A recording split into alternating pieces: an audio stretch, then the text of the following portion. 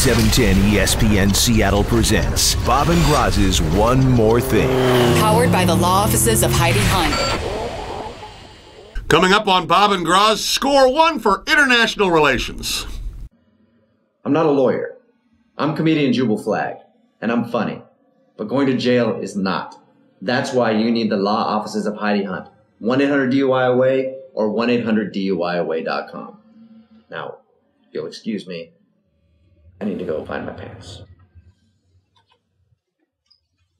All right. By the way, right below us, you can see that we've got one of those times we got the. You see the video down there? Yep. We got a video for you of exhibition basketball game played in China, in Beijing, between a Chinese team and the Georgetown Hoyas. Yeah, in the spirit of love and unity and foreign relations, right? Exactly. You know, this is actually it's really a cool thing that a lot of colleges are doing. It can be either China or Europe or things like that. Often teams get a chance. You get a chance once during your 4 years to do something like that. It's pretty cool. So it actually is a nice. It's a nice long traditional thing. I think China may be fairly new into it, and I know Georgetown's coach is John Thompson III. Mm-hmm. But they look like, as you look at this thing, this is like the old Georgetown playing all of a sudden out there. And actually, I think if you go through the thing, about a minute 20 into it, there's this clip of some stomping going on.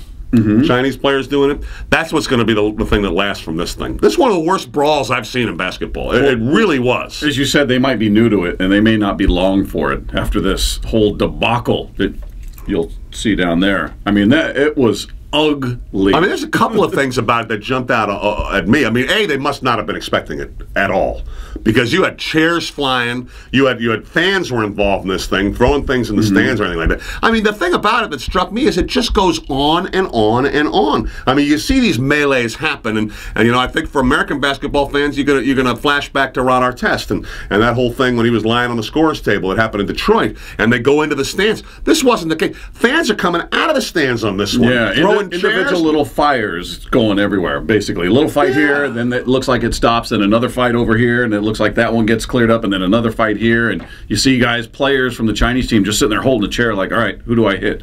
I mean, it was ugly. I'm really wondering who they're going to wind up blaming for this. I mean, obviously you're going to put some blame on the players. I wonder what led up to it, though. It seemed like it went from 0 to 10. It almost feels like maybe there are elbows, things going on throughout the game, and this was just the breaking point. It felt like that's what it sensed like. That's exactly the read I got from it. If you watch it from the very beginning, I mean, you'll see where it starts, where a Georgetown guy basically, going for a play in the backcourt, just shoves a Chinese player out of the way, grabs the ball, comes the other way. This Chinese guy comes, in theory, he's throwing a long down court pass to block the pass, and just hammers him. Mm-hmm. And then the camera swings back to where and then you see what everyone's seeing down there, where they just go at it. So I think you're exactly right. I think it was chippy throughout, and it was just one too many things. Because there's no way you'd have an explosive reaction like that, just based on that one, question about it. That was 0 to that would be a massive overreaction, is what that would be. There's not a chance. There's not a chance. But actually, what's going to come of this, I have no idea. I mean, this is going to be a serious negative thing. And the thing is, I mean, for the NBA, who's out of business,